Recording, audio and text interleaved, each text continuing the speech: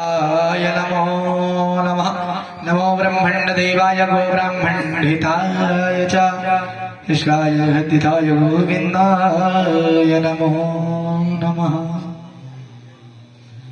कस्तूरी तिलकं ललाटपटले वक्षस्थले कौस्तुभं नासाग्रे वरमौक्तिकं करतले वेणुकरे गङ्गणं सर्वाङ्गे हरिचन्दनं सुललितं कण्ठे च मुक्तावली गोपे स्त्रीपरिवेष्टितो विज्यते गोपालचूडावळी। चन्द्रस्य महत्पुण्यं पवित्रं पावनासनमापदार्थे लक्ष्मीतिष्ठति सर्वदा। नमो ब्रह्मण्यदेवाय गो ब्रह्मण्यताय जय कृष्णाय जगद्धाय गोविन्दाय नमो नमः। गंगा जी समय सोच करके आए कि जहूं ऋषि के पास जाऊंगी, शादी हम उनके साथ में रचाऊंगी, मेरा विवाह उनके साथ होगा। गंगा ने सोचा क्या कि गंगा ने मन में सोचा है, कि गंगा ने मन में सोचा है, सुंदर सा विवाह रचाऊंगी। गंगा ने मन में सोचा है, सुंदर सा विवाह रचाऊंगी।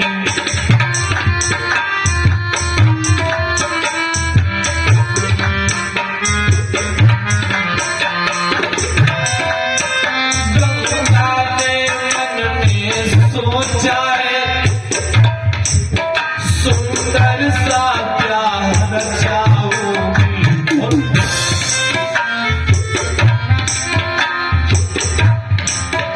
गंगा ने मन में सोचा है, सुंदर सा विवाह रचाऊंगी। पर आकर के गंगा जी की, पर आकर के गंगा जी की आसाना पूर्ण हो पाई। पर आकर के गंगा जी की आसाना पूर्ण हो पाई।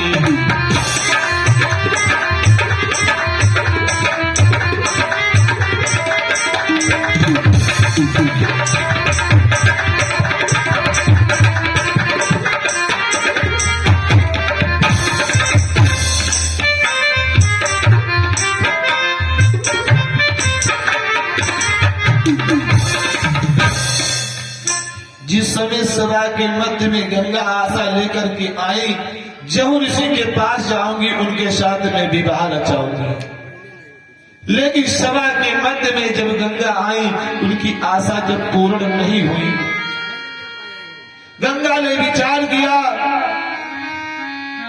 जब हमारी आशा नहीं पूर्ण हुई तो महाराज जहूं ऋषि का यज्ञ में संपन्न नहीं होने दूंगी। इनके यज्ञ को मैं भंग कर दूंगी। गंगा ने क्या किया उसी समय, दक्षिणा तथा पीताम गंगा दृष्ट महाशय कि राजर्षिणा तथा पीताम गंगा दृष्टा महाशय उपानिन्न महाभागा दुहिव्रतवेन जहावी। गंगा ने विचार किया जब हमारी आशा पूर्ण नहीं हुई तो इनकी आशा पूर्ण नहीं होने दूंगी। आज अपनी धारा के द्वारा सारे यज्ञ स्थल को जिस समय गंगा ने डुबा दिया, महाराज जहूं ऋषि ने देखा कि हमारे जो है आज यज्ञ स्थल में जो है ये रंग भंग का खेल हो रहा है। गंगा हमारे यज्ञ को भंग करना चाहती है।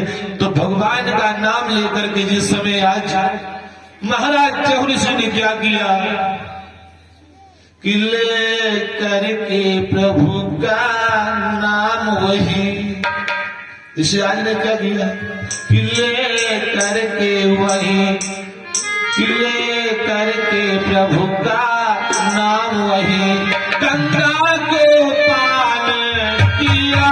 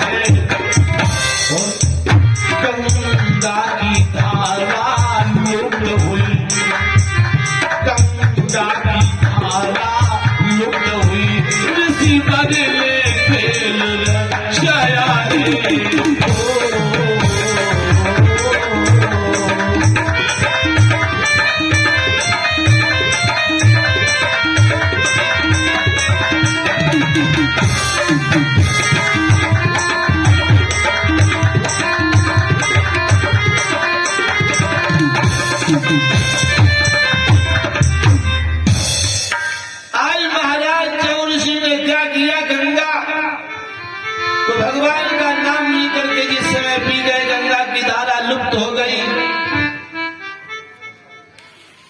जब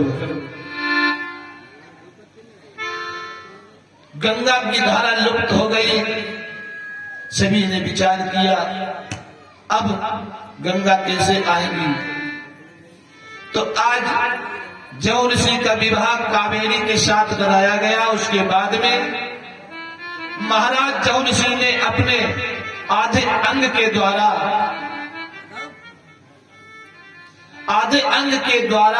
गंगा मैया को जो है प्रकट किया। उसी समय उनका नाम जाह्नवी गंगा पड़ गया। बोलिए जाह्नवी गंगा मैया की।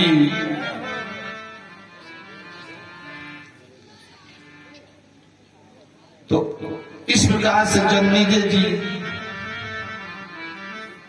को आज वे सम्पाय जी जो है कथा सुना रहे हैं।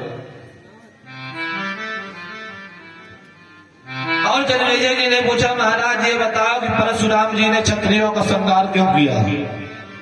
इसमें कोई कारण होगा? क्षत्रियों का संहार क्यों किया?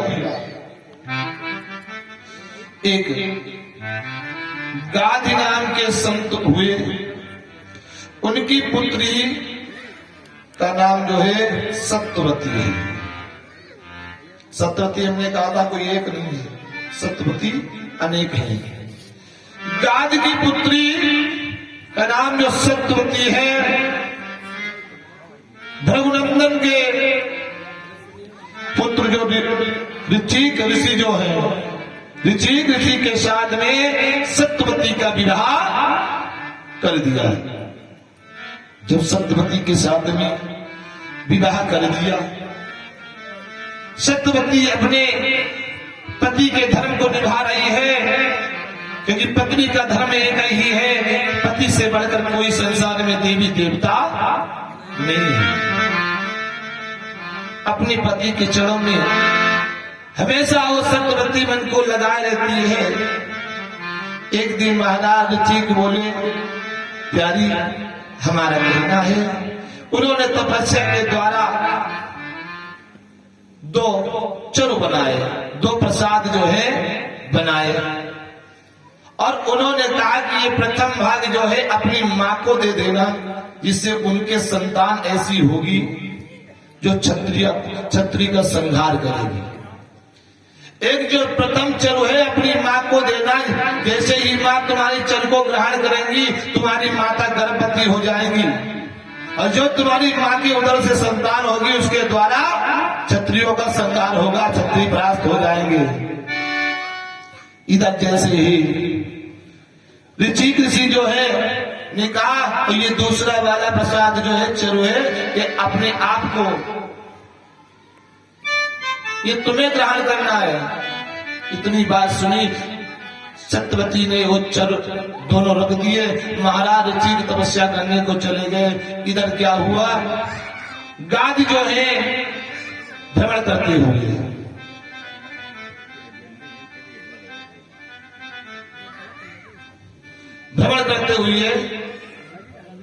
जिस समय आज अपनी पुत्री के यहाँ आए, विचार किया चलो पुत्री के यहाँ चलो देख लेंगे, पुत्री का हाल मालूम हो जाएगा, हमारी पुत्री कैसे रहती है। जैसे ही पुत्री के पास में आई, पुत्री ने अपने स्वामी के वचनों का पालन किया। जो दो चर बनाए थे माता के सामने रख दिए, लेकिन मां ने क्या किया, तपाति पुत्रम कल्याणिगत मंतम तपोनिधम क्षमात्मकम द्विजशेषम चरुरेक विदाय सती कि तवापि पुत्रम कल्याणि गतिमंतम तपोनिधम क्षमात्मकम द्विजशेषम चरुरेक विदाय सती। अपने तप के बल के द्वारा महाराज ऋचिक ने उन दो चरुओं को जो है तैयार किया, लेकिन सत्यवती ने अपनी माँ के सामने जिस समय रख दिया, लेकिन माँ ने छल किया। दोनों चर लेकर के आई। सत्यवती ने कहा, माँ इस चर को तुम्हें ग्रहण करना है, लेकिन कि माँ ने धोखा करती ना है, कि मैया ने धोखा की ना है, और चल वही बदल भी ना है।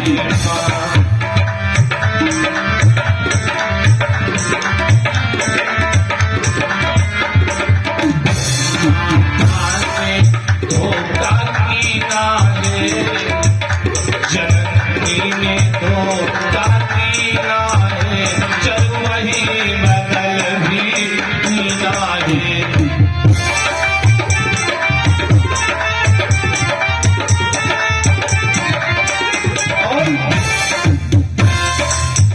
जो अपना चल खाना था, बेटी के चल को गाड़ दिया।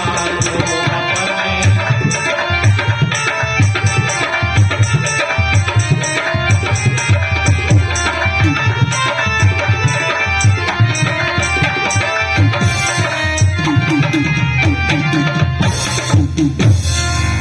माँ ने सत्यवती के साथ चल किया, धोखा किया।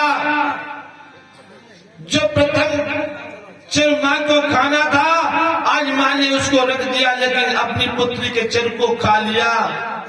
जिस समय ये महाराज ऋतिक ने देखा और इधर गाल तने अपनी पत्नी के साथ वहां से चले गए। ऋषि जब घर पे आए, बोले, अरे प्यारी, तूने अनर्थ कर दिया, तुमने अनर्थ कर दिया। सत्यवती बोली, महाराज मैंने कौन सा अनर्थ कर दिया? महाराज ऋषि बोले, जो तुम्हारा चर था वो तुम्हारी माँ ने ग्रहण कर लिया, और जो तुम्हें माँ को देना चाहिए था वो तुमने ग्रहण कर लिया। ये तुम्हारी माँ ने तुम्हारे साथ धोखा किया। सत्यवती बोली, इन चर में खासियत क्या है? और प्रसाद ग्रहण करना था, कर लिया। महाराज ऋषि बोले, ऐसा नहीं है। जो तुम्हारी माँ को हमने फल जो चर खाने के लिए दिया था, उनके उदर से जो संतान होती वो क्रोधी होती, उसे क्रोध आता, वो क्षत्रियों का संहार करती। जो तुम्हारे जो चर दूसरा था तुम्हारे उदर में जाता, उससे बड़ा तपस्वी जो है पुत्र उत्पन्न होता। अब तो आपने उल्टा कर दिया। अब तुम्हारी माँ के उदर से तपस्या करने वाला पुत्र जन्म लेगा, और तुम्हारे उदर से क्रोधी संतान जो है जन्म लेगी।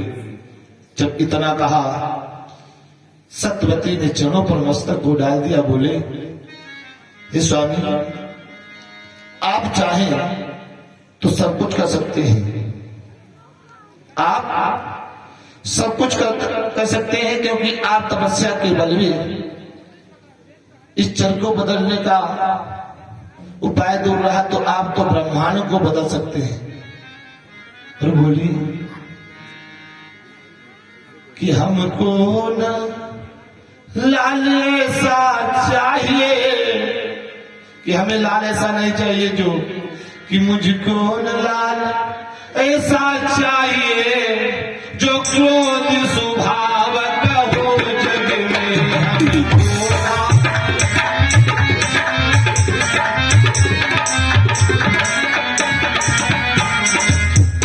हमको न लाल ऐसा चाहिए जो क्रोध स्वभाव का हो जग में। सुंदर स्वभाव सीधा सादा, सुंदर स्वभाव सीधा सादा, एक ब्राह्मण पुत्र मुझे चाहिए।